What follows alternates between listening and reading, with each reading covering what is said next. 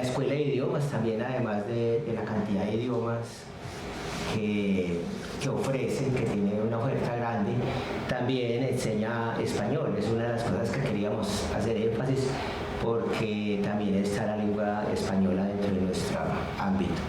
Obviamente pues la Facultad de Comunicaciones que tiene más fuerte ahí, pero nosotros en el programa de traducción, por ejemplo, se trabaja el español, porque es traducción inglés, francés, español. Y hoy hacemos el homenaje a la lengua española, pero también un homenaje a las lenguas ancestrales.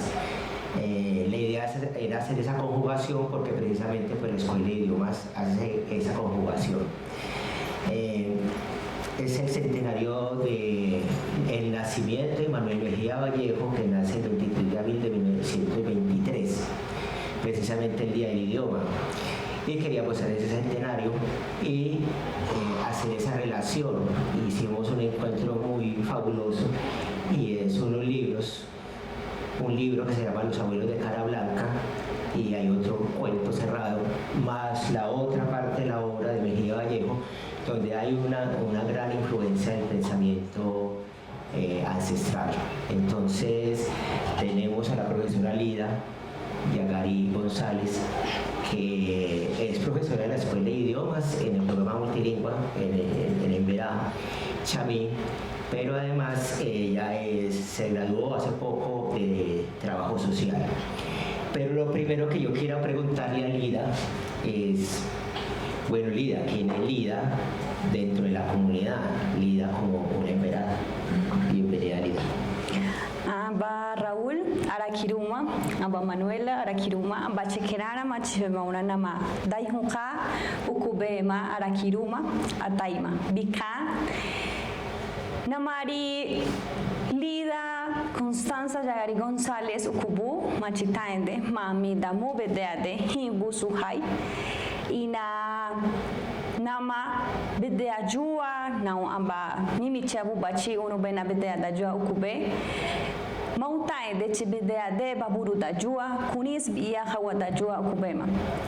Mumuruade Khabani Kurana Öme Wawana Öme Chunana Öme Aribia Khabani Saka Chidai Kunisia Saka Nubu Chidai Ukama Saka Khabadau Sakaina Nauparuena Hubadau Sakaina Daikina Darna Habu Puruda Peda Ukubea Bari Maucha Hune Kiduana Urmidiana Maunu Bena Habadajua Ukubea Bari. Bueno, buenas tardes para todos. Compañeras, compañeros, agradezco pues por este encuentro que se está tejiendo en este momento. Lida Constanza Yagari tiene un nombre desde el origen, y su nombre es Himbu Suhai, que sería el espíritu del colibrí. Himbu Suhai ha estado presente en el territorio de Karmatarrúa, que sería tierra de la pringamosa o semilla enraizada a la tierra. Sería como un proceso de reconocimiento que se establece, que luego más adelante vamos a conversar por qué Cristianía y por qué Karmatarrúa, ¿sí? En este caminar, Lida establece sus saberes, sus conocimientos, y se obliga a todos estos saberes ancestrales del pueblo Emberá Chamí del suroeste antioqueño. Y lo hace desde sus niños, sus jóvenes, sus mayores y todo su núcleo familiar. Luego de caminar en un proceso amplio en el territorio, se da un gran pensamiento de liderazgo con sus padres, y desde ahí emprende el sueño de ser profesional, ¿sí? Entonces emprende a la ciudad y esquivando muchos retos que propone la modernidad, el sistema, ¿cierto? Entonces desde ahí ella inicia este caminar también desde compartir lo que es todo su saber ancestral, ¿cierto? Entonces se da siendo docente de lenguas ancestrales del pueblo Emberá Chamí, y también se hace profesional desde trabajo social. Entonces se hace presente en este momento mache öme, mauna öme, ambache kelida. Himbusuhay. Ahora quiero. Gracias. Bueno, muy claro, interesantísimo para lo que vamos a conversar. Y muy ameno hablar con Lida también, es muy ameno para conversar con ella. Ahora toca quién es Manuel Mejía Vallejo. Como no tenemos a Manuel Mejía Vallejo, pues aquí hay un lector desde los 14 años que leyó a Manuel Mejía Vallejo. Nace en Jericó, Antioquia, por accidente. Sus padres, que son Alfonso Mejía Montoya, que fueron Alfonso Mejía Montoya y Rosana Vallejo, vivían en Jardín, pero la mamá de Alfonso vivía en Jericó y la señora estaba muy enferma, a punto de morirse inclusive, y se fueron estando en embarazo del quinto hijo de 12 hijos. El quinto era Manuel Mejía Vallejo. Y no se muere la señora, pero ella coge el asunto del parto en Jericó y tuvo que tener a Manuel allí. Pero él se cría en Jardín, ahí, Jardín Antioquia, que hay pasa el río San Juan. Nosotros vimos un mapa donde está desde los Andes y va hasta el río San Juan, pasa por Jardín. Él nace ahí y él vive en una hacienda. Este señor Alfonso Mejía tiene una hacienda donde estamos hablando de 1923, digamos los años 30, donde ya está, digamos, el niño que está creciendo, y se cría con las historias, todas las historias de los antioqueños, que eran unas historias orales, y muy cercano a sus historias, a sus leyendas. Ahorita lo vamos a mirar en Los Abuelos de Cara Blanca, que él con sus propias palabras habla de este asunto, porque precisamente ahorita Lida nos habla de dónde está ubicado pues, todo el territorio de los cativos sobre el río San Juan. Y él crece en ese ambiente, con esas historias, oyendo historias, el lenguaje oral. En el 38, cuando tenía 15 años, él se traslada a Medellín porque él va a estudiar el bachillerato precisamente en la Pontificia Bolivariana. Y allí se encuentra con Manuel Montenegro, es un tío político. Ese era el nombre del tío político, que se llama José Manuel Mora Vázquez, pero era conocido como Manuel Montenegro, un escritor de los Panidas. Entonces, Mejía Vallejo, que se cree que inicialmente está en ese ambiente del pueblo, de Jardín, que está en la hacienda, en la parte alta de la montaña, más abajito del páramo. El páramo es hóspito, no tiene mucha vegetación, y cerca del río están los tres climas ahí donde nace. Luego se pasa para Medellín y llega a los Panidas, que no está, hay dos nombres muy representativos, que son León de Grey, en ese momento son 13, y Fernando González, el filósofo, que son la representación de la rebeldía de ese momento a un pueblo muy conservador como es todavía el antioqueño. Ellos son de un pensamiento mucho más liberal, inclusive de izquierda. Manuel Mejía se declara como de izquierda antifranquista. Y digamos que ese es el punto donde él, con sus historias, con todo lo que venía de esas historias orales, puede plasmarlo a través de su escritura, que desde los 15 años escribiéndole las cartas desde Medellín a su mamá se da cuenta de la capacidad que tenía de escripción. En el 45 escribe la novela, se la pasa a la mamá y la mamá dice: esto hay que publicarlo, y empieza a buscar posibilidades. Y es amigo también en ese momento de unos jóvenes, Carlos Castro Saavedra, poeta, Alberto Aguirre, muy conocido periodista, y de Baldomero Álvarez, que era editor de Editorial Lepedú. Ahora la Universidad de Antioquia es dueña de ese edificio donde estaba la Editorial Lepedú. Baldomero Álvarez publica el primer libro, La Tierra éramos nosotros, 1945. y él empieza a escribir y a escribir para los periódicos, obviamente con una voz muy rebelde, tiene problemas en la pontificia bolivariana, que es de los católicos, y es expulsado en 1943.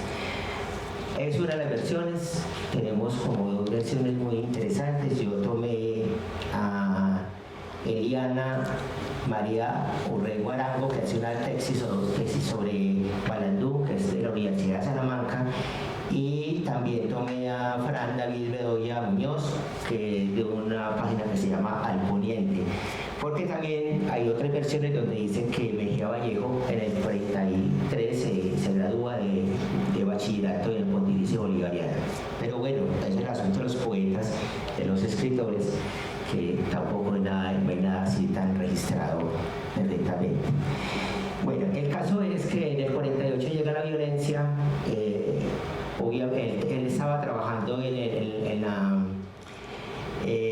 la Contraloría Departamental de Antioquia y estaba dando clases de literatura ya en el Liceo Antioqueño, que era de la Universidad de Antioquia, el extinto Liceo Antioqueño.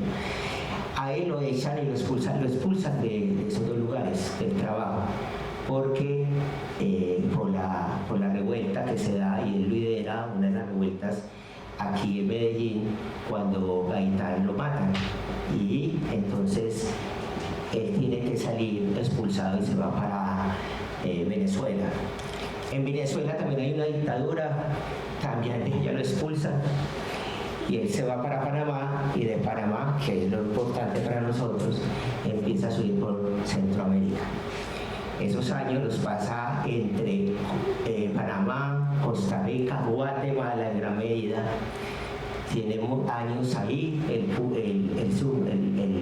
trabaja en un periódico con un seudónimo, al punto de que cuando ataca el gobierno en sus notas periodísticas, es el editor el que se asume al frente de la situación y es el que lo encarcela.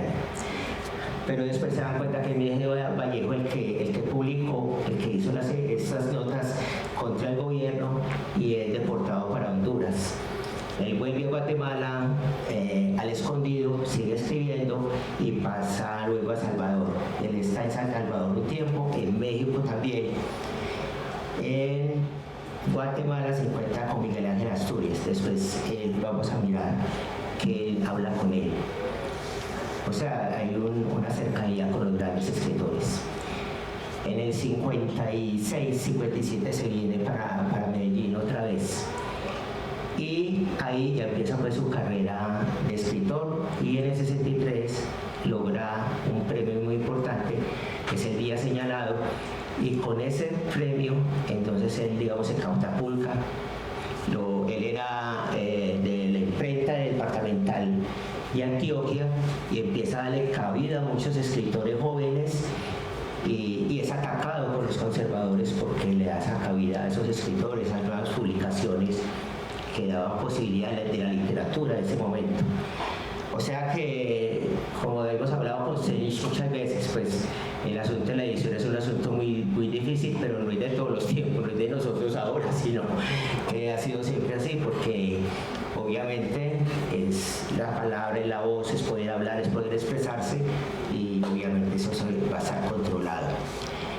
Gana el premio Eugenio Nadal, se va para España, renuncia a la imprenta donde está tan atacado, y ya se viene para acá, para Medellín. Ya es profesor de la Universidad Nacional de Literatura, trabaja en el Instituto de Bellas Artes, y empieza su carrera ya de premios, como en el 73 con Aire de Tango. Ahí salió hace poco ya la edición de una de las charlas del centenario de Mejía Vallejo sobre Aire de Tango. Gana primero la primera bienal, y con el premio de la revista Vivencias de Cali, y luego tiene otro premio muy importante, Rómulo Gallegos, que es el de 1989 con La Casa de las Dos Palmas, nada más como pues para redondear esa parte. En el 91 publica Los Abuelos de Cara Blanca, que aquí lo tenemos, vamos a leer sobre él en unas apartes, donde recopila gran parte de ese trabajo que tuvo desde lo que estuvo en su niñez en verano hasta ese momento donde estuvo recorriendo toda esa América Latina, Centroamérica, donde estuvo hasta en Guatemala, pues al lado de ese pensamiento de los mayas, en México con los aztecas, y donde él hace toda una pesquisa y un trabajo durante todos esos años. Y es en el 91, con una madurez muy grande ya, que publica este libro. En el 94 sufrió un derrame cerebral y ya él no volvió a hablar. Parece que tenía un problema muy fuerte con el lenguaje, pero digamos que se entendía por señas con escritura, y en el 97 publica su último libro, Los Invocados, estando pues en cama. En el 98 ya no despierta. Bueno, entonces vamos a empezar por un cuento que es de 1958. Recién llegaba desde Centroamérica y hace un cuento que se llama Cielo Cerrado.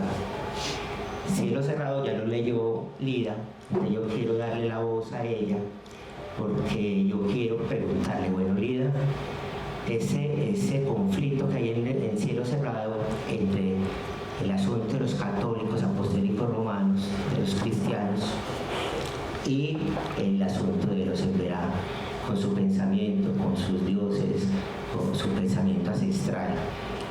En el cuento es un conflicto entre esas dos, una imposición que viene desde el catolicismo y le ponen un cura y un sacristán, y que ellos buscan que Cielo Cerrado es una lluvia permanente donde les daña las cosechas, y ellos necesitan arreglar ese asunto. Usted dice, bueno, entonces su Dios, ¿cuál efectivo es?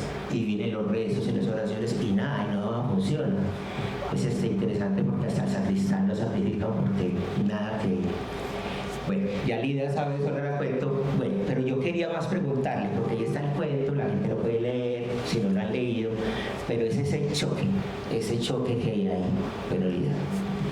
Bueno, Daitawarauna, Achikunis, Kawachadayua, Achi Urmidiara, Achikiduara, Achikari, Achibaira, Achikipara Purubutau, Kunis de Wanoneada, Kaintaveneba, Beraturuanine, Peda, Nauturu, Kabadajua de Nauturu, Chadajua de Apeda, Inida, Mabude, Achikunis Nemaeda Peda, Chikai Kunisiadai, Kawatamea Kuduanes. Entonces, los invitamos a que lean este cuento de Cielo Cerrado, que es muy interesante, que pues en la posición mía yo digo, uff, qué fuerte. Es demasiado fuerte porque los ponen como en una mirada de que los indígenas son salvajes. Y hay que desdibujar esos imaginarios que hay frente a nuestras tradiciones. Y es en ocasiones cuando a ti te ponen 3 historias al tiempo o 3 creencias al tiempo y una semilla creciente, conoce todas estas 3 visiones y dice, uy, ¿en qué creo? ¿Cierto? Creo en la iglesia, creo en mis medicinas, creo en mis cantos, ¿cierto? Entonces ahí es un conflicto muy fuerte para esa semilla que está creciendo. Y sucede que pues, la religión llega a nuestros territorios no de una buena forma, obligándolos, ¿cierto? Dejando en olvido muchas tradiciones. No es nada respetuoso frente a lo que nosotros somos y a lo que cada ser humano tiene en su creencia. Y sucede que, pues hilando como esta historia también, podríamos hilar lo que sucedió en el territorio de Jarmatarrúa. Que en Jarmatarrúa llegan primer compañero, Vicente Guaticamá, inicia el recorrido desde el Chocó, desde el Alto Andágueda, toda esa zona, empieza él a recorrer y empieza a subir por todo el río San Juan, que el río San Juan está desde el suroeste antioqueño, ¿sí? Entonces, de ahí empieza él a desplazarse, a buscar nuevas orientaciones, y es muy curioso que él no lo hace por sí solo. Vicente Guaticamá era un médico tradicional y fue guiado por un aripata. El aripata para nosotros es un personaje que lo reviven a través de cantos medicinales y les favorece para buscar alimentos, aguas muy saludables para la población. También que no hayan otros médicos tradicionales que hayan dejado sembrado como espíritus negativos, ¿cierto? Y que esos espíritus negativos enfermen a las personas, ¿cierto? Entonces esa dinámica en la que vivían la nación en Vera, ¿sí? Empezó a desplazar, y también porque en la zona del Chocó iniciaron también a llegar muchas otras culturas que les estaban obligando a dejar sus tradiciones. Entonces Vicente Guaticamá dice, no, yo me voy con mi familia a hacer este recorrido, y también desde esa dinámica que tenían podían tener la posibilidad de hacer siembras distintas, ¿sí? Teniendo en cuenta la lectura de la luna.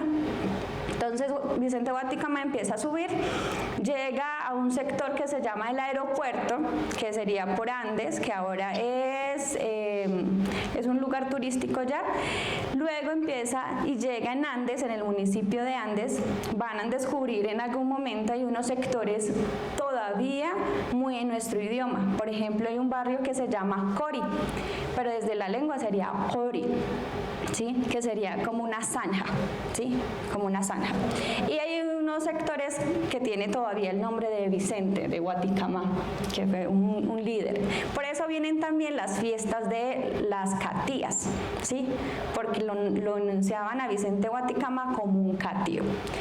Luego llega a San Bartolo, a una vereda que es del municipio de Andes, y ya finalmente llega en 1950, se establece en el territorio de Carmatarrúa, ¿sí? Que sería tierra de la prengamosa o semilla enraizada a la tierra, ¿sí? Tiene esa traducción.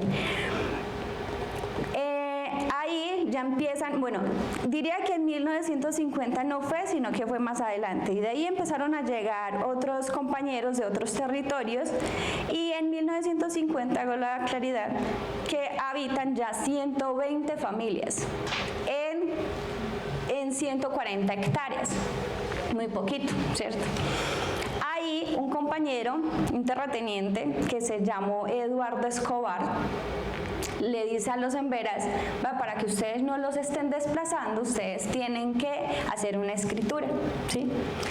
Cuando sucede eso, los emberas empiezan pues a decirles, bueno, ayúdenos cómo lo hacemos, ¿cierto? Y lo establecen y hacen su escritura, y le dicen, bueno, esa escritura la tienen que mantener, la tienen que guardar, porque cualquier otra persona puede venir a despojar de su territorio, ¿sí? Cuando sucede eso, le dan la labor a un compañero que se llama Pablito Guasarabe, toda la familia de Guasarabe. Ellos no aprenden a leer ni a escribir, y ellos fueron unos de los grandes, fue como el corazón palpitando para seguir resistiendo desde el idioma y desde muchas tradiciones, y puede ser desde los truambis, que son los cantos de los médicos tradicionales, las danzas, la pintura facial, la forma de vestirnos, ¿cierto? Esas dinámicas las tenían muy enraizadas. Pero otros, en ese mismo proceso, empiezan a llegar también la religión a nuestro territorio. Las monjitas empiezan a decirles que deben aprender a leer, que tienen que aprender a escribir, que deben dejar de lado lo que son los rituales, porque esos son del demonio. Entonces, ¿cómo es posible que cuando te quieran enseñar algo vengan con esa estructura tan fuerte? Los emberas se dividieron. De las 120 familias se dividieron. Unas empezaron a leer, otras a escribir y dejando de lado lo que son los cantos, las tradiciones, algunas tradiciones. Y sucede que ya el padre les dice, no, ustedes deben tener el nombre de cristianía, porque los cristianizaron, ¿sí? La religión ya empieza a imponer su fuerza en el territorio. Y algunos mayores empezaron empezó el conflicto ahí también entre nosotros mismos, lo que sucede en la historia también, ¿cierto? Que empiezan a tener conflictos. Y los que ya empiezan a creer en Dios, ¿cierto? En la Biblia, en la palabra, ahí ellos empiezan a enfrentar con nuestra tradición. Empiezan a decir, no, que se están enfermando, pero es porque ustedes están llamando al demonio, ¿cierto? Entonces, esa mirada lo hubo cuando empieza ese proceso de la religión dentro del territorio. Sucede que ya empezaron a llegar más terratenientes a nuestro sector y empezaron a hacer la siembra de café o de ganado, ¿sí? En ese momento, ya en 1968, llegan unos compañeros, bueno, entonces el territorio empezaron a apretarlo más. Todavía, pues, en los relatos que empezamos a recopilar, les preguntamos a los mayores cómo eran nuestras viviendas. Y la relación que tenemos como población embera es que las viviendas son circulares y de paja, ¿sí? Para poder, pues tiene una estructura para nosotros y un gran conocimiento tener nuestra casa de esa manera. Y ya las personas vecinas empezaron a quemar las casas. Entonces cambiaron la estructura a tablas y casas bajas. Ya luego empezaron a la religión, pues a imponer también cómo debían ser las formas de vida. Y en 1968 llega un compañero del Cauca, llegan dos compañeros del Cauca, Roque Roldán y el compañero, me acuerdo por acá, Enrique Sánchez, hacer una recopilación de cómo es el sistema social y económico dentro de las comunidades, ¿sí? Ellos trabajan de la mano con lo que sería la Secretaría de Desarrollo y llegan al territorio y dicen, bueno, cuáles son sus problemáticas, cómo están organizados, y hasta ese momento el territorio no estaba organizado por cabildos, solo por mayores, por abuelos, ¿sí? Que tenían la vocería de decir, bueno, mi familia tiene esta problemática, entonces de esa manera las vamos a solucionar y las vamos a hacer de manera colectiva. Y estos compañeros dicen, no, pero su territorio no es solo esto. O sea, acá no veo las 140 hectáreas de ustedes. A ustedes los están apretando, los quieren desplazar, ¿sí? Y empieza la problemática con los terratenientes a corrernos más. Y en esa situación, ya claro, algunos emberas empezaron a leer y estos se asociaron a decir, listo, entonces, ¿qué podemos hacer? ¿Sí? ¿Cómo podemos ayudar a nuestro territorio a que no nos desplacen y no nos saquen de aquí? Llega el INCORA a decirnos, pues en ese tiempo el INCORA era como la entidad que restauraba los territorios, ¿cierto? Entonces llegan ellos y dicen, no, pues si ustedes se sienten muy apretados acá, los podemos llevar a Dabeiba. Entonces a los emberas no les gustó, dijo, no, de acá no nos van a desplazar, porque si nos llevan allá, de ahí también nos van a desplazar, porque de ahí no hay un origen, y acá ya tenemos muchos hijos creciendo, ¿cierto? Entonces pasa que los emberas de territorio de Jarmatarrúa se sostuvieron. Ya en ese proceso, en 1970, llega la juntanza de las organizaciones afrocampesino del sector y empezaron a impulsar y a decir, bueno, nosotros cómo podemos generar nuestros procesos políticos y organizativos dentro del territorio. Y ya empiezan a tener la labor y las mujeres empiezan a tener funciones de también soltar la cocina e ir a trabajar con los hombres. Hacían mingas, conocemos el concepto de minga, ¿cierto? Que es una labor comunitaria en en pro de fortalecer muchos procesos comunitarios, ¿cierto? Entonces ahí empieza la juntanza con las organizaciones y ya en 1976 se da el primer liderazgo del cabildo. Entonces se hace la juntanza del territorio, muchos le dan la mano a todos estos procesos y ya en 1979 inicia, bueno, en 1976 hay movilizaciones y también sucede que desde la alcaldía de los dos municipios empiezan a haber conflictos y empieza a haber vulneración de derechos humanos frente a las mujeres, a los niños y a los hombres de la comunidad. Hay muchos atropellos y también en ese luchar del territorio hubo asesinatos de varios líderes. Llega en 1979 el primer compañero en Vera que estudió y fue egresado de nuestra universidad, de nuestra alma mater, y se llamó Aníbal Tascón. Aníbal Tascón en ese tiempo se hace el representante legal de la comunidad y empieza a fortalecer lo que es el proceso legal del territorio, a estructurar muy bien cómo ha sido el proceso y en qué momento llegamos nosotros y desde qué momento empiezan todos estos procesos de luchas. Y ya en 1981 asesinan a dos compañeros que fueron potencia para seguir fortaleciendo todo ese liderazgo de mantener y estructurar ante las otras organizaciones que el territorio ha sido nuestro, ¿cierto? Entonces ahí asesinan a Mario González y a Aníbal Tascón. Lo asesinan y el proceso queda así, en pare. Luego los otros líderes del territorio dicen no, o sea, ya llevamos tantos años de lucha, no lo vamos a dejar perder.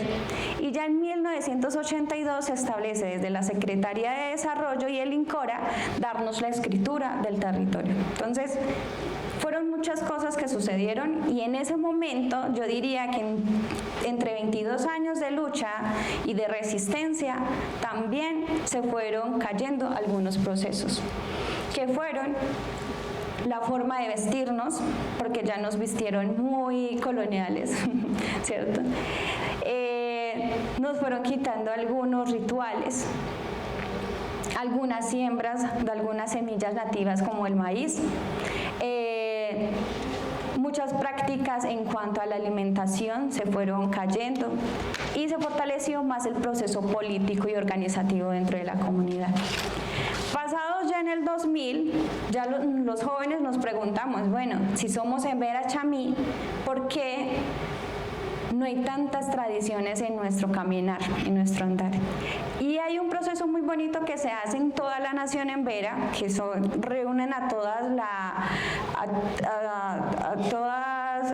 las comunidades del pueblo en Vera, ya ella habita Dóvida, Seapitara, Perara, llegamos a Dobio y allá se establecen la nación en Vera en unas asambleas.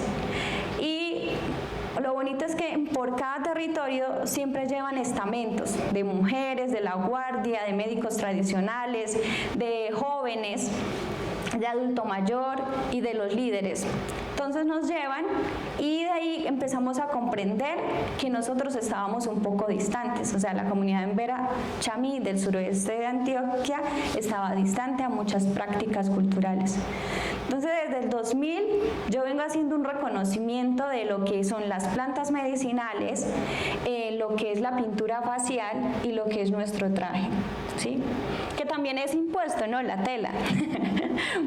Pues haciendo una investigación y una profundización desde este ámbito cultural es que se hacían los trajes desde una palma, ¿sí? Y el proceso también nos lo dan de conocer los mayores de cómo lo hacían tradicionalmente.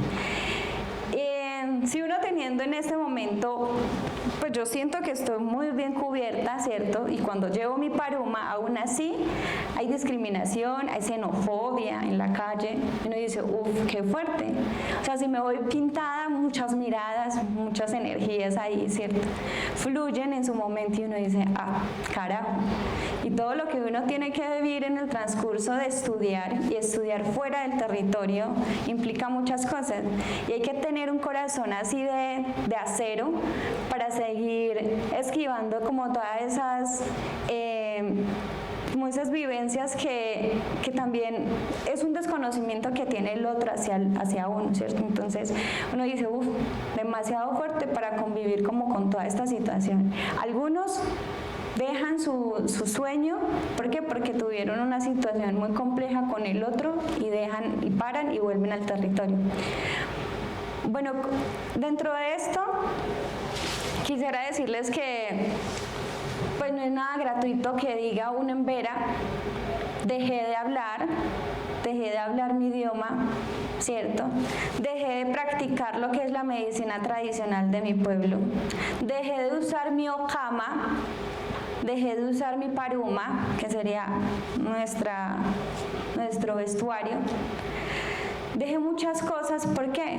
Porque he sufrido muchas situaciones y han habido muchos conflictos desde muchas formas hacia nosotros, ¿cierto? Entonces ahí uno debe ser razonable y comprender qué situación pasó la comunidad o el pueblo o la nación y a qué se enfrentó en su momento para venir acá en la actualidad y decir, uff, nosotros todavía tenemos un legado, tenemos un origen, tenemos de qué conversar y de qué seguir fortaleciendo, ¿cierto? Entonces acá estamos firmes todavía, resistiendo y también dando a conocer cómo ha sido el contexto social y cultural, político y organizativo dentro de nuestras comunidades para estos ámbitos. Y desde ahí lo hemos dado también desde lo que es la Escuela de Idiomas, ¿cierto? Desde Multilingua se ha dado a conversar y a profundizar un poco sobre estos procesos. Así que quiero invitarles a que me respondan mis ambacheques que están por ahí. Ambachequerana, Villanuneja. A ver. A ver, Manuela, tú que estás en el proceso de aprendizaje de la cultura. Vianima. Ah, Vianima. Arakiruma, Ambachequerana, Arakiruma.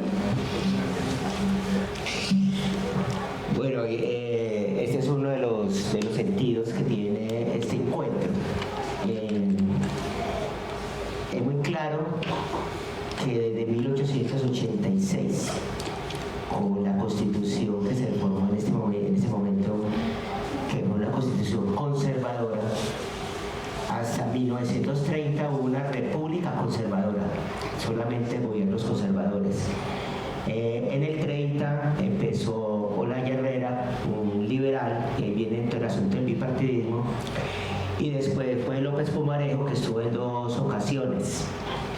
Gaitán venía ya muy fuerte para arrasar las elecciones del 48 y ahí lo matan, ¿cierto? Y empieza pues todo el conflicto de la violencia muy fuerte. O sea, había una imposición y se mantiene, mire, muchos años después, de ese principio conservador, pero que empieza todo el asunto del Estado-Nación en Colombia en 1886, que fue la Constitución, con 3 principios del Estado-Nación: un idioma, el español; una religión, la católica; y una etnia, una raza, que es la criolla, y se niega toda la parte de los indígenas y toda la parte de los negros, que es una gran comunidad. Pero hay un asunto muy interesante que les quisiera también que miráramos un poco esta reflexión. Ahora la idea es que podamos conversar y que ustedes también puedan participar, porque ya vamos a empezar con los abuelos de cara blanca. Y es que Manuel en ese recorrido que hizo por todo ese tiempo, y así lo llamó Luis Fernando Macías en la conferencia que dio el inicio al homenaje del centenario de Manuel Mejía Vallejo, dice: anudando tantos hilos rotos a través del pensamiento aborigen, al pensamiento ancestral.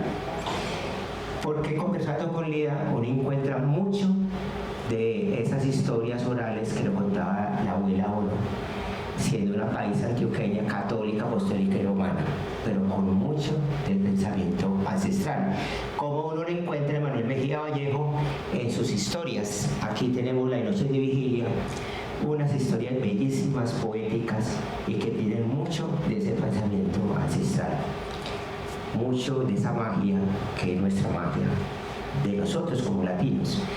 Entonces la idea es que hagamos un ejercicio de lectura donde vamos a encontrar los sueños, donde vamos a encontrar el asunto con la naturaleza, el asunto de los cativos, vamos a encontrar los relatos de origen, desde el principio vamos a encontrar eso, pero ¿dónde nos vemos nosotros? ¿Cierto? Desde nuestros ancestros, de donde nosotros venimos, porque los paisas tenemos mucho de esa parte de los cativos, ¿cierto? O de otras comunidades indígenas.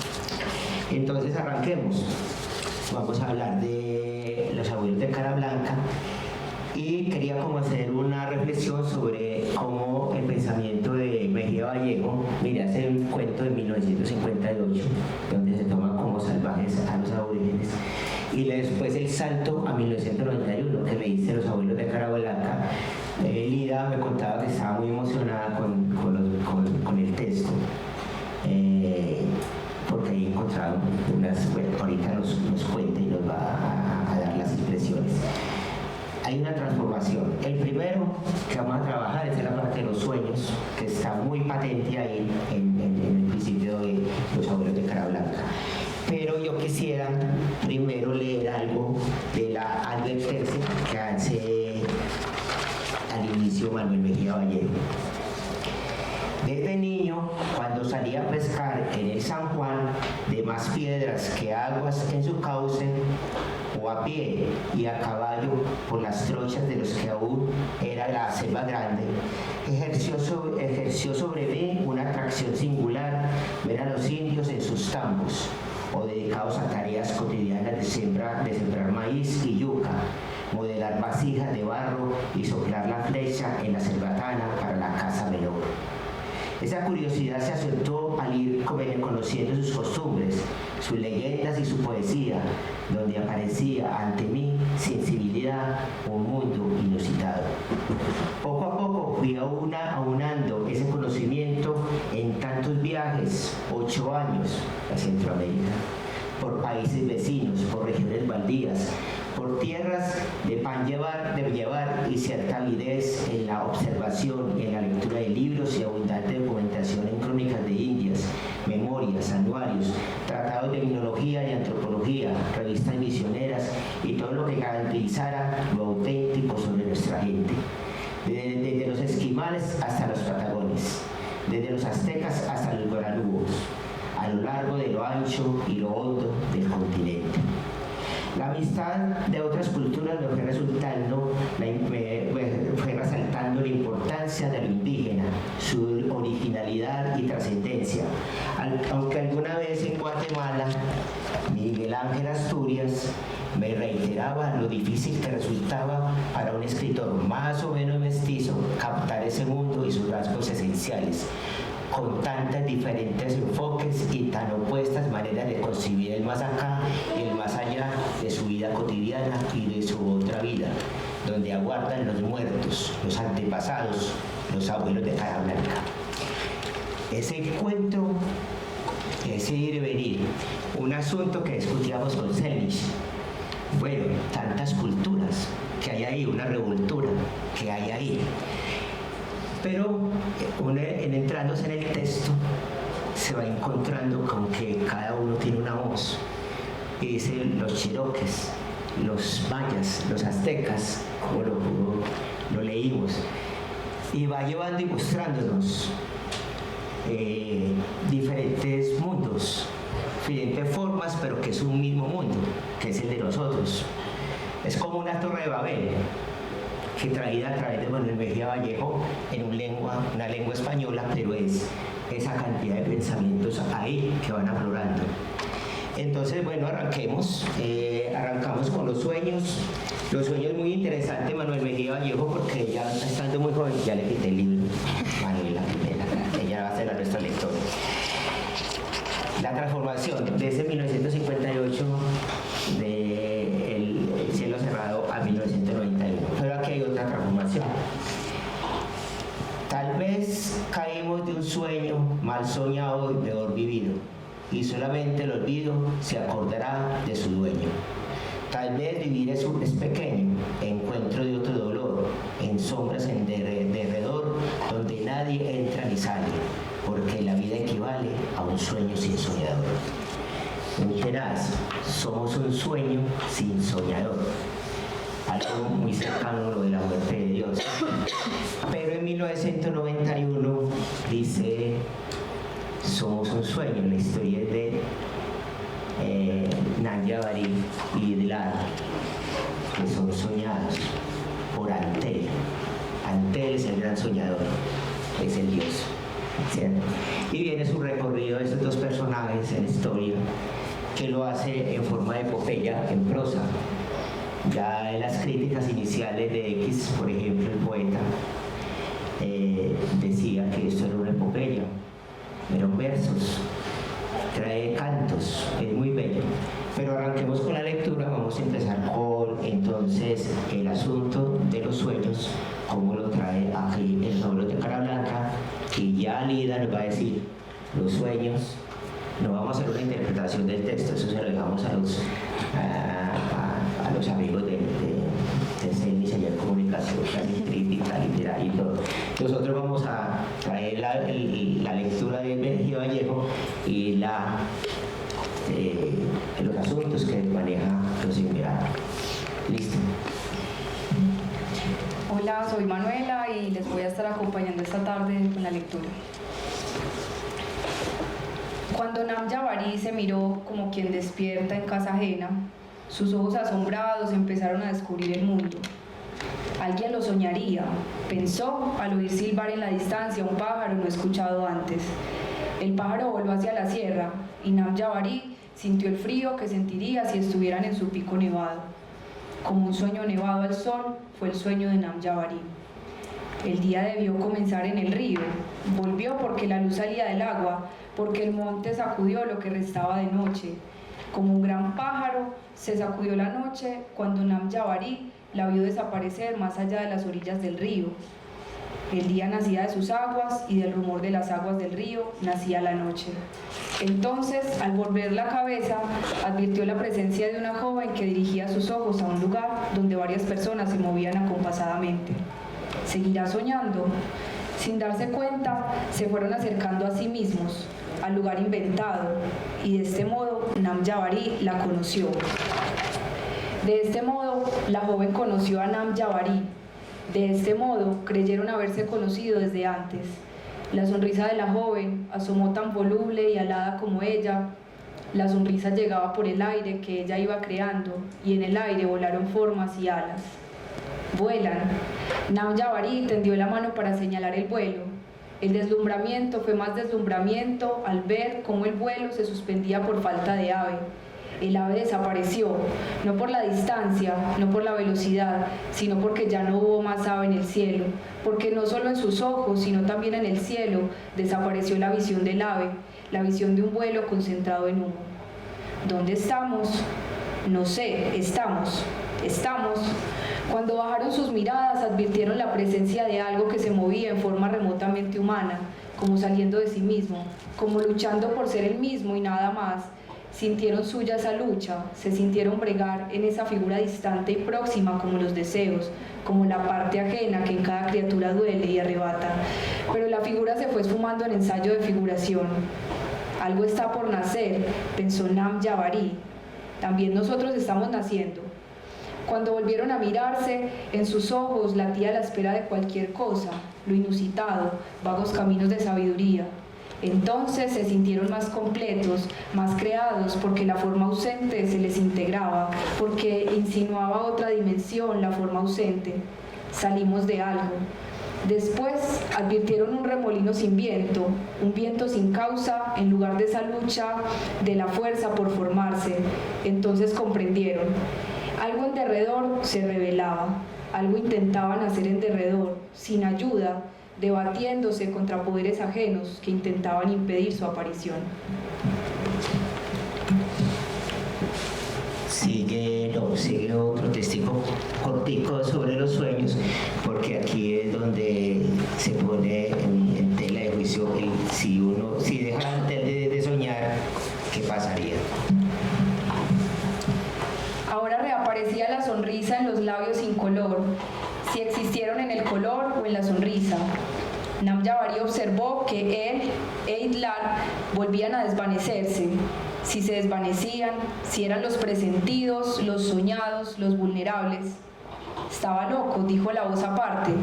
Idlar y Namjawari distinguieron la fuerza remolino del principio, cuando alas sin pico para el silbo caían en cenizas del cielo al aire caído, la que buscaba su forma y su bravura saliendo de sí misma, luchando, creándose, bregando por no ser otra desaparición, por no ser el vacío. El asunto de la ganadería por ahí, pero ustedes... Vida, los sueños. Bueno, haciendo un aporte acá, Manuel recopila muchos relatos de origen de muchas tradiciones, de muchas culturas.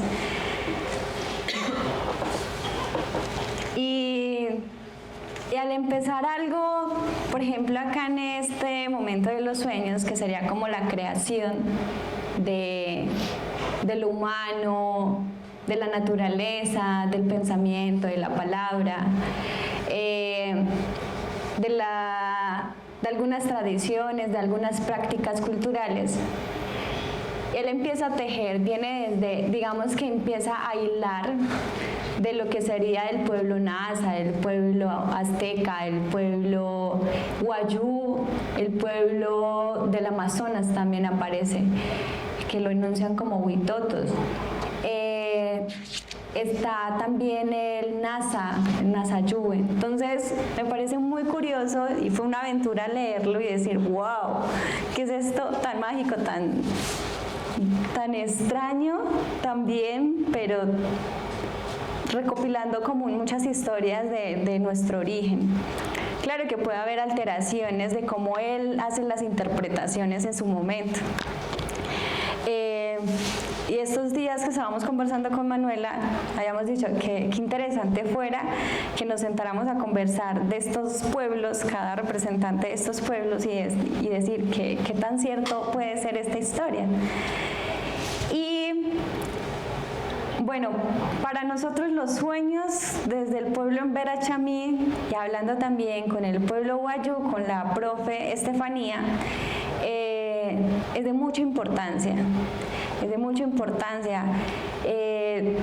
Nos dicen muchas cosas a través del sueño, nos orientan también, nos dan a reconocer si son de estas vidas o si son de otras vidas pasadas.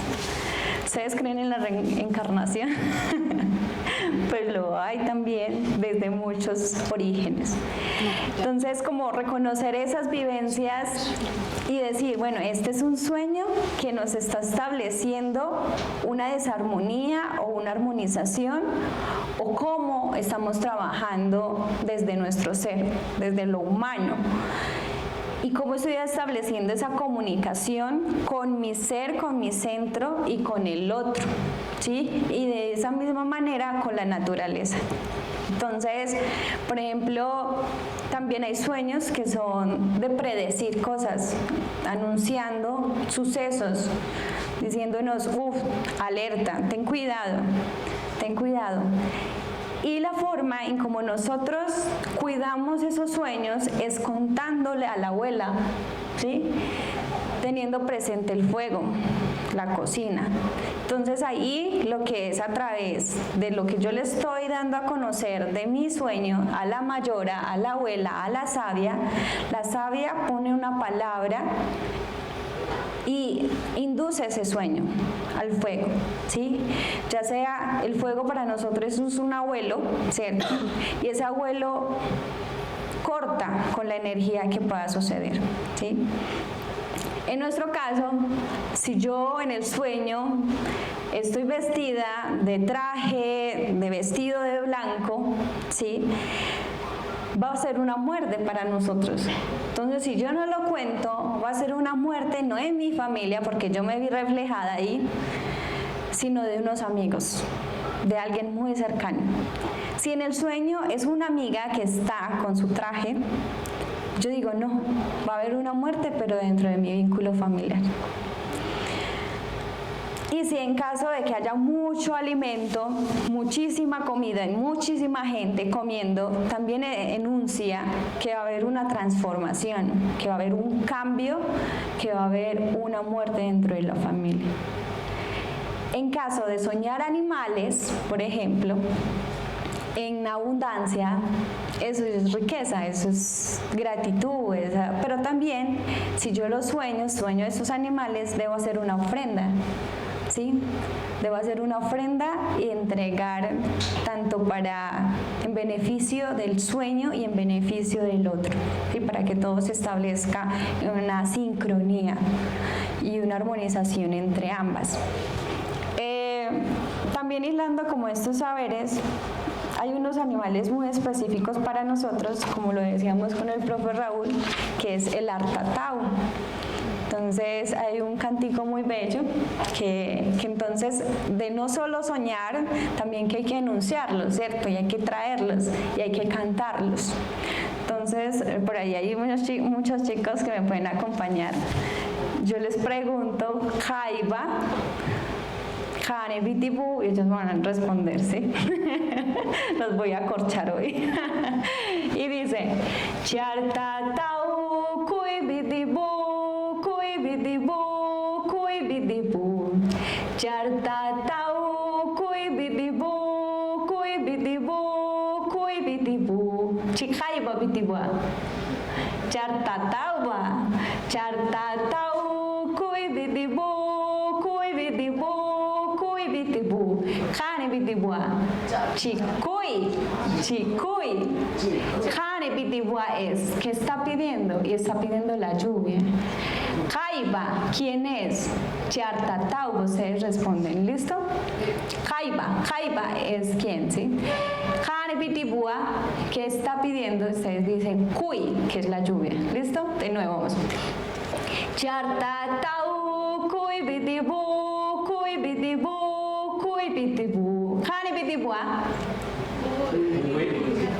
Cuy, muy bien, están atentos. Chartatau, Cuy Bitibu, Cuy Bitibu, Cuy Bitibu. Jaiba. Artatauba. Bueno, este canto, por ejemplo, si yo estoy soñando que hay mucha sequía, en mi sueño hay que no hay agua y que hay muchas personas pidiendo agua, entonces en ese momento hacemos una consulta con la mayora y le decimos, abuela, soñé esto, ¿sí? Y la abuela dice, listo, hay que hacer una armonización con un canto y una danza, ¿sí? Entonces ahí viene lo que es el tejido del canto y la danza con Artatau. Artatau es el ser, es un sapo y bueno, este es el más chiquitico, la rana, pues digámoslo en ese sentido, la rana. Y escuchar el croar de las ranas, dependiendo en cómo lo están haciendo, si es alto o bajo, uno identifica y dice, bueno, va a haber mucha lluvia o va a haber sequía, ¿sí? Entonces mire la relación que tiene mi sueño con las vivencias nuestras, ¿sí? Entonces ahí ya la abuela dice, bueno, entonces hagamos el canto, enunciamos, y hay sequía, entonces vamos a enunciar, vamos a llamar a las ranas y a los sapos y al mamboré, que es el abuelo sapo, para que nos brinden agua, ¿sí? Entonces, bueno, esas dinámicas y esas prácticas en muchas ocasiones, por llegar muchas culturas diferentes a las nuestras, se van dejando de lado, ¿cierto? Entonces lo bello es volver a nutrirlas desde los saberes de los mayores, de las sabias, y a hacer ese acompañamiento con los niños y con los jóvenes ahora, ¿cierto? La pregunta sería si no es que ya están integradas, por ejemplo, en el mundo paisa, lo de las abuelas contando las historias y contando los sueños. Mi abuela no sabía leer ni escribir y contaba todas las historias con una memoria y hacía versos. No cantaba como canta Lina, pero es que uno, para ser profesor de lenguas ancestrales, tiene que cantar así, porque es que Dori no canta, es profesor de francés, no le enseña a cantar, pero sí, muy buena entonación, muy bonita. Bueno, vamos al asunto de los cateos. Entonces, verá, vienen de los cateos, ¿cierto? Y hay una parte, entonces vamos a mirar entonces la parte de los cateos. empezó a caer agua, leve niebla primero, garuda después, lluvia, aguaceros torrenciales, y el agua formó un lago, y al ver el lago se abalanzó el pez que llegaba sin agua de tierras distantes, en un aire extrañamente húmedo y anunciador. Por eso nació el río, y en el río otros peces que recuerdan al primer pez llegado una tarde entre la bruma. Desde antes, concluyó el catío, Caragaví se había convertido en hilo de agua transparente. De allá vendría el pez burbuja. Caragaví, pudo pensar. Caragaví, palabra de metal derretido. ¿Pero qué era metal? Namjavari apretó el entrecejo, miró otra vez esas figuras invocadas. No sueño, creo que ha muerto, habló la joven, y la palabra muerte le dio un temblor de piel contraída.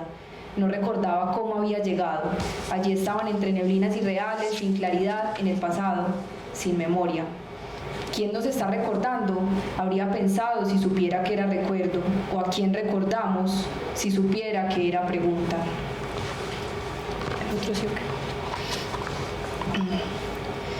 Moriría, dejó de soñar. Anoche oímos chillar al murciélago, dijo el guajiro. Si el murciélago chilla, es que una persona va a morir.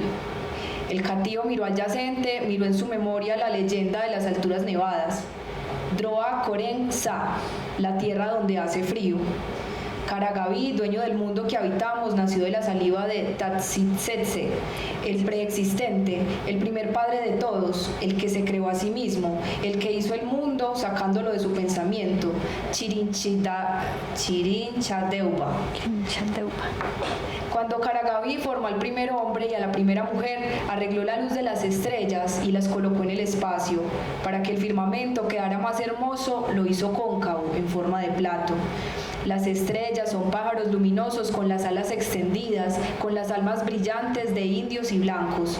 Después se fue nuevamente a recorrer la tierra y a fabricar todas las cosas con solo nombrarlas. Así le daba un nombre para que no se borraran.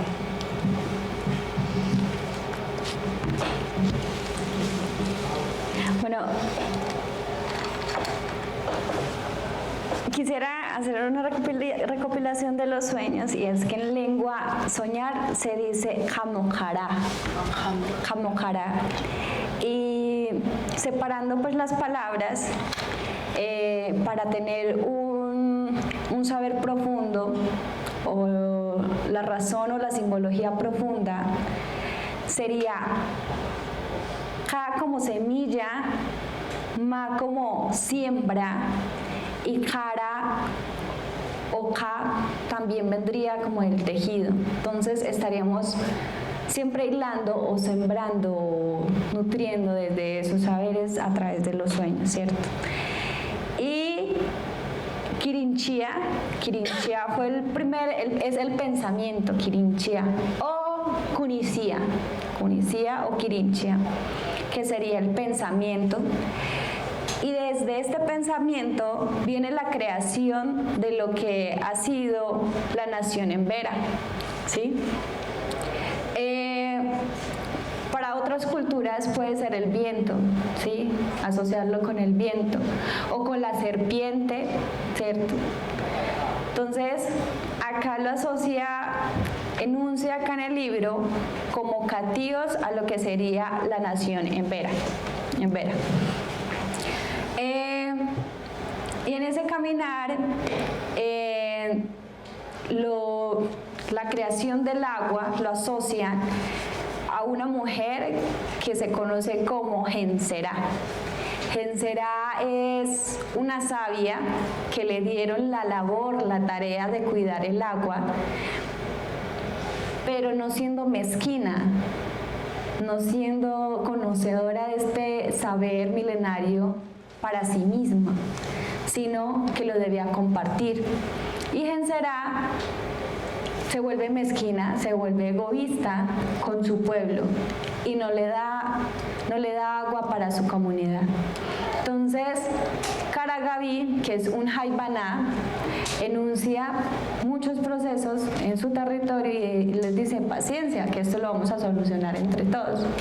Pero Genserá se cierra a no hablar, a no dialogar con la comunidad y con Caragaví.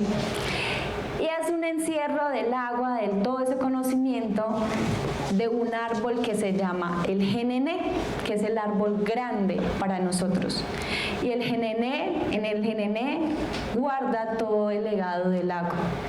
Pero toda la comunidad hace el esfuerzo y tumban el árbol. Y al tumbar el árbol, aparece el origen del agua. Entonces las raíces se convierten en el mar, el tronco y las raíces.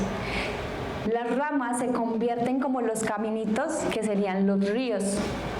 Y ya digamos que los copos del árbol, de las ramas, de las hojas, se convierten en lagunas y en nacimientos. Entonces, es bonito hacer esta recopilación y dar a conocer nuestras historias a nuestros niños, a nuestros guaguas, para que ellos saquen o interpreten y digan, hay que cuidar el agua, ¿cierto? Hay que no ser mezquinos con lo que nos da la misma vida. Y pues esos reflejos se van conociendo como en los guaguas. Y en esta misma historia también se hace cuidador el artatau, que es la rana, o el bocor, que es el sapo, o el mamboré, que es el abuelo sapo, que sería el abuelo más grande, el sapo más grande. Entonces, hilarlos y decir, uy, ¿cómo es que Manuel recopila esta historia? Y uno dice, wow. Hay muchas cosas que nos lo cuentan desde nuestra infancia y lo tenemos acá todavía y acá, y que lo vamos compartiendo. Y son moralejas para nosotros, de ser cuidadores del agua, de habitar bien el territorio y que no estamos solos. No es solo mi familia o no solo estoy yo, sino que estoy la convivencia hace parte de muchas cosas y en esa misma la naturaleza misma. Te vamos a hablar sobre la naturaleza también, es muy bello porque tiene mucho la naturaleza, las aves, los animales, es impresionante. Aquí son unos apartes porque de todas maneras pues, lo que buscamos siempre en los encuentros con la lectura no es agotar una lectura, sino provocar. Ahí dejamos Mejía Vallejo en La Noche de Vigilia, por ejemplo, con todas las historias, cómo llegan a ese mundo mágico, donde mezcla también los espejos y cosas así. Les cuento que pueden hablar en el momento que quieran, ¿cierto? Que levanten la mano. La idea es pues, que lea Manuela y Lida lo que es su asunto, su mirada. Pero pueden intervenir en el momento que me digan, levanten la mano, les damos entrada. Bueno, entonces sigamos con el asunto ahora, con este asunto. Inclusive Selmis nos hablaba de los ríos, hablando del Amazonas, y nos contaba de cómo los ríos tienen una naturaleza y el agua tiene su forma natural para ir, ¿cierto? Y aquí el río Medellín es todo rectico, derechito, todo encementado, y se está metiendo y haciendo socavones, y ahí tienen el problema del metro, porque es que el río es natural, y entonces nosotros le quitamos su naturalidad, y el río es el río, la naturaleza se va metiendo. Ahí están con problemas porque ¿qué van a hacer con los socavones? Cuando el río tratamos de cementar. Por allá en Bolo Bolo trataron de cementar unas montañas y se les vino abajo, y eso no importa que tengan tantas cosas ahí. Y lo mismo las montañas aquí por Las Palmas, que las cementan porque tienen que vender terrenos y los ponen en unos tubos y el agua se va con toda su fuerza. Magnolia, ¿pasa? No, que cuando le escuchaba a ella hablar sobre las tradiciones y cómo cuando escuchaban cantar, chillar los murciélagos, les hablaban de que alguien iba a morir. Entonces uno encuentra que esas tradiciones, eso no se pierde, hay una oralidad, pero es muy lindo cuando se conocen orígenes que no los conocemos realmente. Eso me dice Absalón. Mi abuela nos contaba muchas historias desde su oralidad, y eran las historias mezcladas cuando se oye cantar estos pajaritos cafecitos, las tórtolas. Entonces uno encuentra, alguien se va a morir, está cantando la tórtola. Va a venir visita, aquí llegó un cucarrón. La visita es grande, el cucarrón es grande, la visita es chiquita, es cucarrón. Y eso lo escuchaba mi mamá. Y eso lo escuchaba uno de las tías, y después hay una oralidad que se va heredando, y va desconociendo lo mismo la memoria del agua. Yo estuve en Cuba y nos decían en Cuba que había una época del año en que el mar se entraba hasta el malecón. Decían, es que el agua tiene memoria, y eso se lo robaron al mar. Y viene una época del año en que el mar viene y cobra su territorio. Entonces lo mismo pasa con los ríos, dice, el agua tiene memoria, el agua está viva. Entonces si yo lo pongo recto, él dice, no, qué pena, yo me acuerdo que yo iba por aquí, que yo iba por aquí. Entonces eso pasa, y son todas esas historias que cuenta Manuel Villavallejo, porque yo leía los libros con Absalón. Esas historias me están contando todos estos orígenes y que traemos de los ancestros, que somos una mezcla. Entonces nosotros reconocemos una mezcla indígena de primera línea, afro también, e hispana, pero somos una mezcla muy definida en mi familia. Entonces no encuentra todo esto que viene del suroeste, mis abuelos son del suroeste, mi familia, la paisa, porque tenemos familia de inca, ecuatoriana, entonces también vienen otra mezcla de otras historias. Pero es muy lindo recordar eso, que todo eso que escuchamos, yo soy enfermera y en el hospital cantaba una doctora, ay, se va a morir alguien, se va a morir, oiga, las otras cantando, mira que vivimos de una ciencia, pero tenemos en cuenta estas costumbres, estas tradiciones que aprendemos. ¿De dónde vienen? De todos esos orígenes ancestrales. Sí, naturaleza. Bueno, ahora sí la naturaleza. Como alegre huracán de verano, como ráfaga que de pronto se detiene a regodearse ante las rocas, así llegaba Juan Paramuno. Así soltaba sus cuentos para el oído de aquellos seres que parecían invocados. Él mismo, desde el punto de vista de los presentes, era a su manera otro invocado. Por eso Idlar y Namjabari lo sentían más cerca al escucharle historias sacadas del aire y de los colores y de una verdad escondida en las otras verdades que ambulaban sin quien las oyera, que volaban como aves. En la mañana, grandes pájaros blancos traen en su canto la primera luz, colocan en su sitio las neblinas, sus aletazos espantan rezagos de la noche, enredados en las ramas de los árboles, en los musgos ocultos, en las hondonadas. A la tarde, grandes pájaros grises anuncian la noche. Su canto recoge sombras, separa la luz y la lleva lejos, suavemente, para que la tierra descanse, apacible su respiración. La luz que no han podido enviar tras la cordillera la guardan bajo las alas cuando se recogen en sueño tranquilo.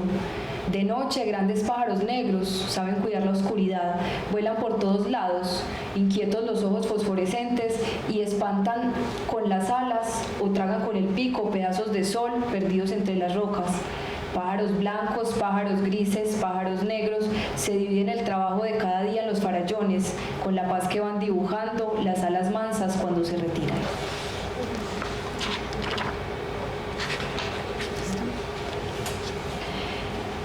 Idlar y Namjabari seguían escuchando la canción después de concluida, pero con su dolor audible, casi sin voz, dijo el Siona su relato de la luna y el sol. Luna no era hembra. Luna iba caminando solo y en su peregrinar se encontró con gente que tenía rabo como esos monos, el choruro y el cotudo. Mirando tanta gente con rabo, a muchos de ellos se los quitó y de ellos procede la gente.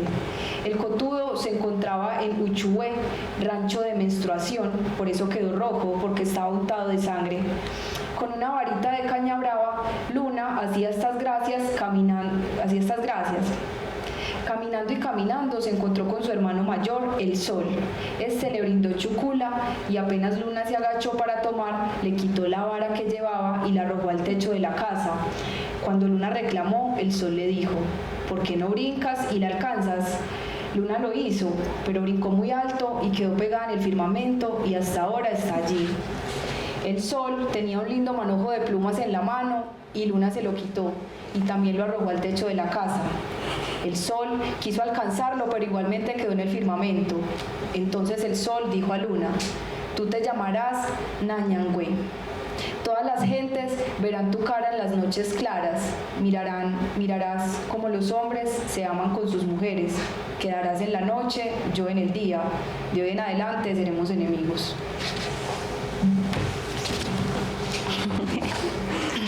Bueno, que sería la creación desde los saberes o la cosmovisión del pueblo embera, hay muchos relatos de orígenes. En estos relatos de orígenes está lo que es el marra. Marra no tiene género. Es muy bonito, no tiene género. Y hay algunas palabras que desde la lengua embera chamí no tienen géneros. No diferencia si es hombre o mujer. Entonces, por ejemplo, si yo digo amba estoy enunciando compañero o compañera. Y pasa con muchas palabras en la lengua. Y marra es un espíritu.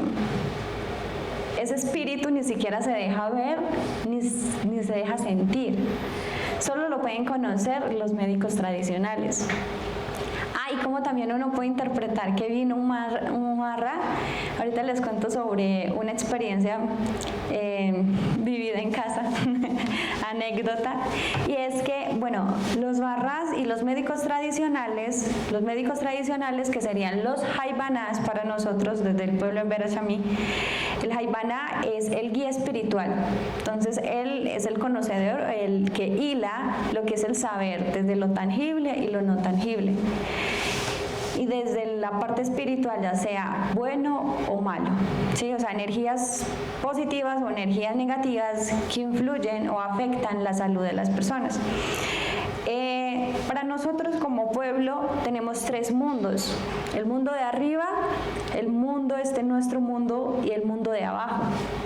Entonces, está Netre, que sería el guiador o el guardián de arriba.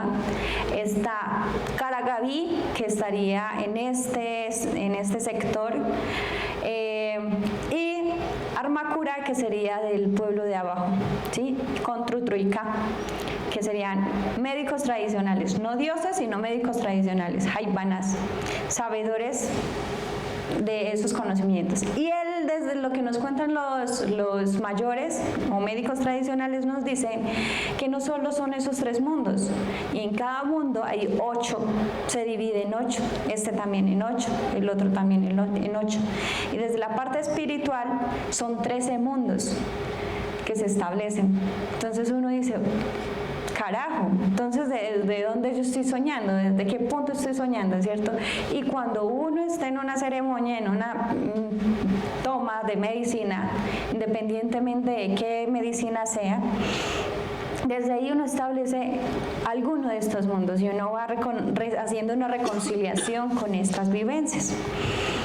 Y lo que sería el relato del origen de la luna, de Hedajo, que sería luna, y Umada, que sería el sol.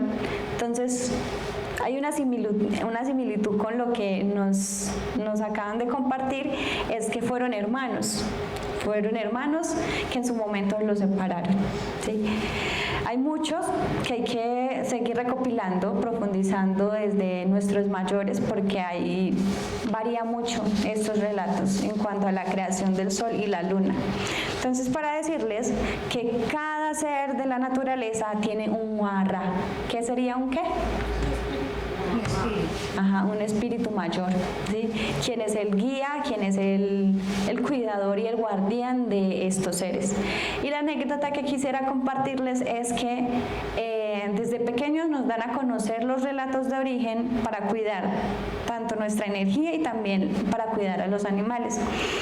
Y es que un niño en el territorio empieza a jugar con los sapos, y empieza la lluvia y llega el trueno. Y en ese trueno y la lluvia es que nos enuncia que viene el marra. Y en ese marra aparece en el jamojara. ¿Qué es el jamojara? Jamojara. Lo hablamos ahorita, el sueño, soñar, ¿sí? Entonces aparece y en ese sueño conversa con este guagua. El niño empieza a tener pesadillas y a gritar y empieza a decir, ay, veo un sapo grande, veo otro sapo grande, ay, quítemelo. Y es porque el marra, el espíritu adulto mayor llega a decir, a educar a este niño. ¿Qué pueden hacer en estos casos los padres? Deben decirle al niño qué es a lo que se está aferrando en este momento. Sí, si el niño dice, ay no, que a mí me encanta ese juguete y con ese juguete duermo siempre, entonces ese juguete va al fuego como una ofrenda, ¿sí? Si en caso de que el niño no se aferra a nada, lo único que le deben cortar es el cabello, ¿sí? Entonces le cortan un pedacito de cabello para hacer la ofrenda al fuego y así apaciguar la energía del Maharra y apacigua también el rayo y la lluvia en su momento, ¿sí? Porque puede haber tormenta fuerte que puede estar ofendiendo Maharra porque estaban jugando con su hijo, ¿cierto? Que sería su sapo. Entonces, eso sería como una anécdota a contarles y son experiencias vividas dentro de la comunidad. Y uno dice, a veces uno es todo incrédulo, ¿cierto? Entonces uno dice, ver para creer, ¿cierto? Y mentiras que cuando suceden uno dice, ay carajo, sí pasó y sí es así y hay que respetar, ¿cierto? Entonces son moralejas que también nos van dejando los relatos de origen para nuestros guaguas, nuestros niños. Bueno, ya vamos llegando al final, vamos a leer los últimos. Este es con lo que empiezan pues, en la Biblia, con el Génesis y toda esta la mitología griega también está muy cercano a nuestra universidad, que es el principio, pues, los orígenes. Ahorita ya empezamos fue con lo humano, ¿cierto? Entonces vamos a leer algo del principio y para que se vaya preparando, porque entonces dejamos la última parte pues, para la discusión, si quieran hablar. Bueno, los dioses primero, ausencia, inexistencia de los primeros dioses, cuando ni ausencia ni dioses existían, eran dioses cantores. La ausencia de dioses era el gran canto coral de los elementos. Decían, y el silencio empezaba a ser palabra, que antes, mucho antes, erraban voces sin quien las pronunciara, sin quien las dijera, y fue naciendo la necesidad de otra forma organizada, y así encontraron su garganta, su grandeza y su existencia comprobable. Decían que todo fue naciendo del ritmo y que el ritmo se conoció a sí mismo hasta tener conciencia de sus alrededores. Eran tiempos de maravillosas nieblas, de latidos sin corazón, de ecos errantes, de cantos desperdigados en la inmensidad. Era el tiempo de primeros sollozos sin dolor, de grandes aguas y grandes hielos y grandes conjuntos gaseosos como fantasmas de alguien que sin haber muerto ya existía desde el primer principio. En aquellos siglos, decían, en aquellos siglos de un tiempo que no admitía siglos, en aquellos siglos que eran espacio, había solo fuerzas unidas, misteriosamente, fuerzas extrañas como sueños. Eran sueños que se soñaban solos, eran sueños errantes sin dueño, eran sueños locos en busca de quien los soñara. Y estas fuerzas sueño se soñaron con tanta intensidad que lograron soñar su propio soñador. Así en él descansaron, así en él se fundieron y desaparecieron para que él a su vez soñara cosas verdaderas, soñara criaturas verdaderas producto del sueño, otra forma de la verdad, que a su vez es sueño de otra búsqueda y de todas las búsquedas interminables. Bueno, y otro.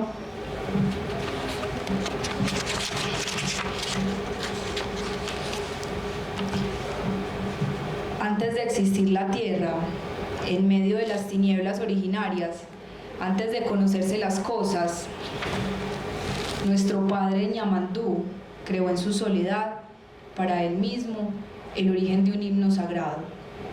Y dijo el guaruno del Caño Araguao la historia de Novotomira, el eterno niño. Solo existía Novotomira en juego permanente consigo mismo. Al dimanar luz, su cuerpo llenaba de claridad el universo. Un día comenzó a soplar sobre su pecho. Novotomira estaba sentado con sus piernas cruzadas. Soplaba más y más hasta que sobre su regazo aparecieron el calor, el agua y el polvo de la tierra. Novotomira tomó en sus manos las sustancias brotadas de un soplo y las agitó en el sedazo de sus dedos. Así separaba el agua, la tierra, el frío y la brisa que había nacido del calor. Al ver ante sus ojos aquellas sustancias distintas de su cuerpo, se regocijó infinitamente. Sus carcajadas divinas formaron el trueno. y las cosas salidas de su soplo comenzaron a temblar, y Novotomira se reía a plenitud. Bienvenida, para que le demos habla, para que luego demos la entrada para los público que quiera usar. Bueno, desde nuestra visión como pueblo es que estuvo primero el pensamiento. El pensamiento sería Kunisía o Kirinchía. Desde este pensamiento aparecen dos personajes, que sería Dana Ebro, que sería la tierra, y Dachisese, que sería el compañero. Luego aparecen otros tres personajes, que serían Jaibanás, que sería Paconehuena, que es la sabia conocedora de la siembra, de la pintura facial, de los tejidos y de las plantas tradicionales y la armonización. O sea, digamos que la palabra dulce se concentra en ella. Pero no una palabra dulce porque sea dulce, empalagosa, no. Y que cualquiera puede sobrepasar sobre esta palabra dulce, no. Una palabra dulce con carácter, con firmeza, con claridad. Luego aparece Karagaví, ahí aparece Karagaví, que sería el creador de muchos animales y de muchos árboles, de muchas especies. Luego aparece Trutruika, que es todo un conocedor del mundo espiritual. Entonces, para nosotros el mundo espiritual viene de toda la energía de la tierra. Y de esa misma se concentran las plantas medicinales. Entonces, por eso nos dicen que si uno va a sembrar una ruda, a la ruda hay que hablarle, hay que darle esa palabra para sincronizar toda esa fuerza vital que nos pueda dar y nos pueda sanar, ¿sí? Si yo voy y cojo una ruda así, ahí venga, sáneme, no te va a hacer efecto, ¿sí? Pero si tú le hablas bien y tú has crecido con esa energía y la has alimentado, entonces la ruda va a tener un efecto muy bello desde lo físico, ¿sí? Entonces desde ahí empiezan a darnos a conocer, como desde los relatos de origen, a decirnos, bueno, vamos a contar hoy sobre la kipara, ¿sí? La kipara es una pintura negra, un tinte negro, que se concentra una energía femenina y en ella hay una gran sabiduría y hay que saber manejarla, hay que saber conocerla y no pintarnos porque quiero, porque todo el mundo se está pintando como un hobby ni como moda, ¿sí? Entonces hay que respetarla, hay que cuidarla.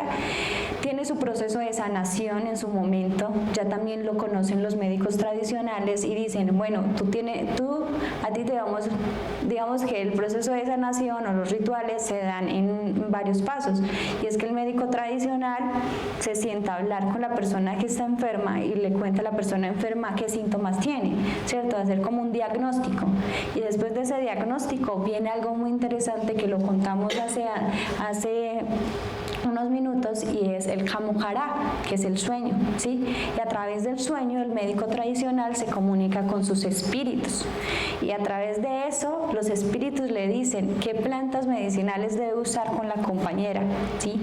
En caso de que lo requiera, o simplemente es una sanación a través de la kipara, que es de la pintura.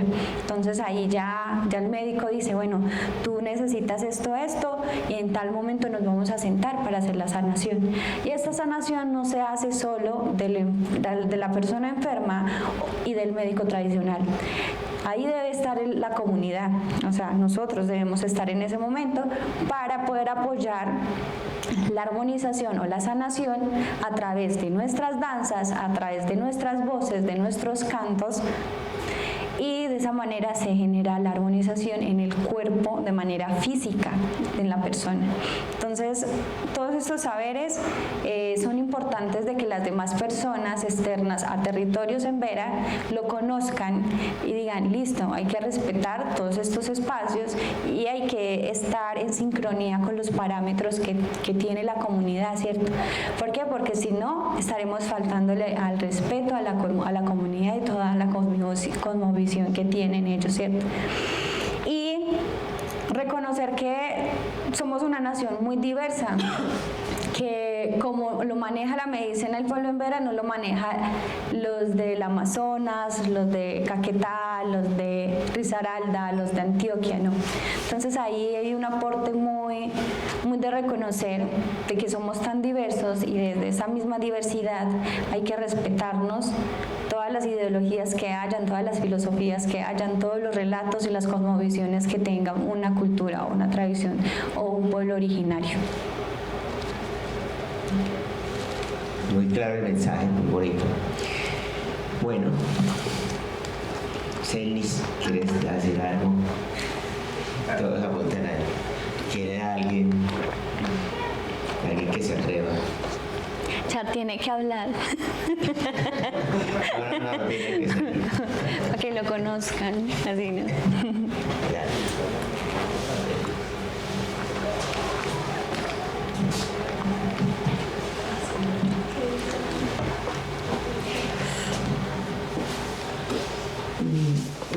En dos sentidos poder comparar el trabajo de Manuel con la sabiduría del pueblo hebrea. En primer lugar, la obra de Manuel responde a un ejercicio de compilación. Entonces eso hablaría primero de otras formas narrativas que se pueden juntar a partir de estilos diversos, personajes diversos, pero al mismo tiempo se constituyen en una cartografía distinta de lo que sería América. Y por supuesto que desafía la noción de nacionalidad, tú lo mencionabas, lo de idioma, lo de religión, etcétera, etcétera. Y del lado de la cultura hebrea, pensar en que la presencia de estos saberes hebrea en la Universidad de Antioquia hace posible que comprendamos también todo aquello que ha sido invisibilizado, borrado y prohibido en la cultura oficial. Entonces aquí tenemos dos ejercicios de dos orillas distintas que enriquecen nuestro estar en la universidad, que enriquecen nuestra participación en la universidad y nuestra manera de leer la historia desde otros relatos.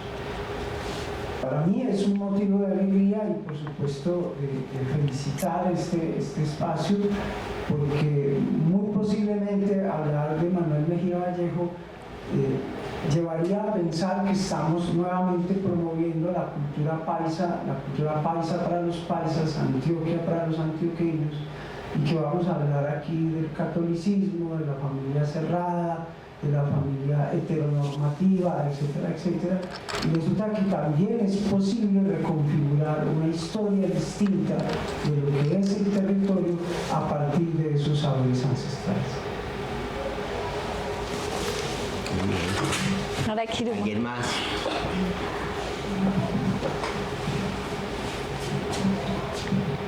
Bueno. Sí, bueno, ya de todas maneras... Pero yo quiero... bueno. Dale. Invitarles al conversatorio que vamos a tener ahora a las 4 del Jiribiri sobre oralidad y tradición poética mexicana con la maestra Elisa Ramírez. Entonces, allí vamos a tener la oportunidad de hablar de otros relatos, de otros cantos, y espero que nos puedan acompañar. Araquiro. Araquiro, ma. ¿Dónde? Al lado del museo. Sí, bueno, muchas gracias, sí, muy interesante. Yo lo pienso, hace rato en la universidad veníamos con este asunto de una América Latina unida, ¿cierto? Nosotros veníamos trabajando con música cercana a nosotros los incas, que era con todo Inti Illimani Ecuador, todos estos guaynos, sanjuanitos, ecuatorianos, inclusive de abajo, de Chile, de Argentina, esos ritmos que se tuvieron que llevar a una lectura universal que fueron las partituras que sabemos, el do, re, mi, fa, sol europeo, pero que la universalizaron, porque eran los ritmos en otras tonalidades, en otras estructuras musicales, pero que fueron llevados en los 60, fue un gran trabajo, y que se pudieron conocer y que llevaron a Europa por todo el asunto de los militares y del asunto de que tuvieron que salir corriendo, algunos murieron como Víctor Jara, y que otros huyeron, y que todo el mundo, ahí está la parte de Tilimani, bellísima esa pieza, y que ellos fueron a Europa, fueron a Roma, los Jarcas y Tilimani, Calatayud, y nosotros veníamos embebidos con este asunto. La universidad tiene mucha cercanía a este asunto, pero más afuera de América, de Colombia, esta es una oportunidad de nosotros mismos, de encontrarnos con nosotros, porque aquí estamos tocándonos estas historias. ¿Cuánto llevamos nosotros ahí? Porque hay erección cuando suena un tambor del Chocó o una cumbia y uno se siente estremecido. O sea, la sangre tiene mucha parte negra también de nosotros. Es mirarnos a nosotros y mirar a través de este texto como también hay una América ancestral y que también nos está diciendo a nosotros. Por eso la cercanía con un Juan Rulfo, ¿cierto? Con un Miguel Ángel Asturias, con la literatura venezolana, con los peruanos, con los argentinos, porque hay una cercanía de cosas que nos han pasado, toda esa segregación, todo ese ataque a lo que es oficial, ¿cierto? Y que el punto del pensamiento tiene que ver con eso, la universidad es con eso, darle posibilidades a otra forma de pensamiento. Entonces yo creo que es una celebración pues conjunta. Aquí tengo a Manuela que nos vio de todo, de lectora y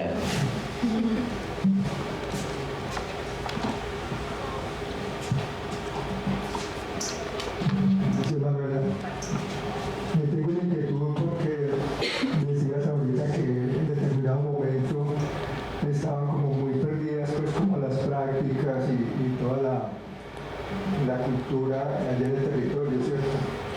Tuve la oportunidad hace unos días de escuchar en Zumberá un grupo muy joven de chicos. Creo que aquí está la compañera, me equivoco, hace parte de ese grupo musical, ¿cierto? Estuvimos allá, no me olvidé la fecha, el 24 de febrero, gente muy joven. ¿Cómo se hizo esa recuperación pues, de la cultura y cómo se logra que los jóvenes estén tan involucrados pues, en la cultura? Y qué tanto ha permeado pues, esos otros ritmos y otra cultura imperante pues, en la zona. A mí me admiró mucho esa cultura viva y sobre todo los jóvenes, pues, los grupos musicales, el grupo musical que llegó. Incluso había un niñito así pequeñito que vino con un tamborcito. Elías. Sí, entonces me parece muy bonito eso y cómo se logró esa recuperación y que los jóvenes participen tanto. Bueno, por ejemplo, lo que yo les contaba ahorita, cómo se fue desarrollando el proceso político y organizativo dentro del territorio, se fueron inclinando más a esos procesos y dejando de lado lo que son varias prácticas. Pero no todas las familias dejaron de hacer las prácticas tradicionales. Entonces, hubo mayores que todavía seguían en su sentir, palpitando todos estos conocimientos y solo se pausaron. Y entonces ahí venimos como los jóvenes diciéndonos, haciéndonos las preguntas, hey, nos estamos moviendo. Pero este movimiento es también desde nuestros saberes tradicionales. ¿Qué está pasando? ¿Por qué dejamos de hacer las prácticas? ¿Por qué no las estamos trayendo nuevamente? ¿Cierto? Entonces, pensando en la pérdida y en todo como también la cultura occidental está permeando en las comunidades, nos damos como esa sacudida y decir, listo, yo soy de un pueblo, yo soy embera, entonces como embera empiezo a tejer, ¿cierto? En el tejido ya empezamos a comprender muchas dinámicas del por qué el color que usamos, ¿cierto? Y el por qué el tejido, y por qué las líneas, por qué las montañas, ¿cierto? Entonces empezamos a hacer ese reconocimiento y a través de eso también empezamos a entablar la música que vienen de los relatos, y nos dicen desde los relatos que vienen desde los cantos de los pájaros y el palpitar del corazón, que es el tambor. Entonces ahí está el resonar y vibrar con el tambor y el pursirum, que también es el viento, es el soplo de vida que le damos, y todas esas prácticas no se pierden porque está en las ceremonias, en los rituales.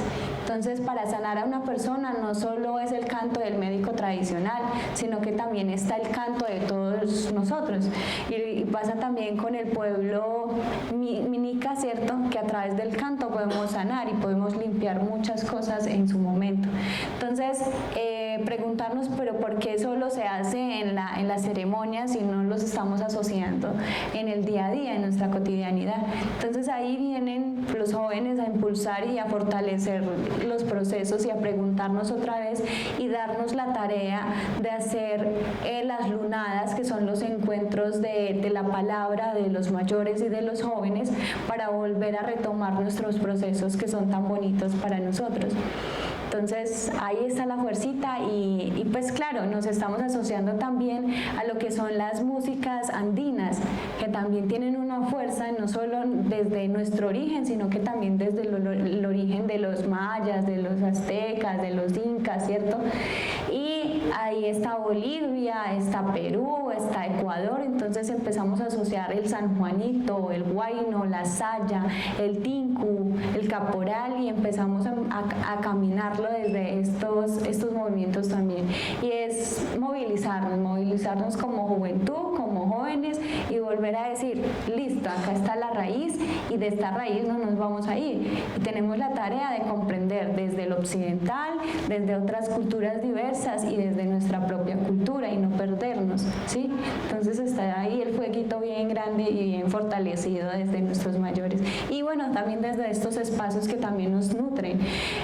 Pues en este momento se está haciendo una grabación, y esta grabación lo pueden ver muchas personas al interior, y pueden decir, listo, yo perdí mi origen, pero entonces esta compañera o los compañeros que están hablando en este momento nos están dando esa fuerza de reconocer nuevamente nuestra tradición, y entonces vuelven.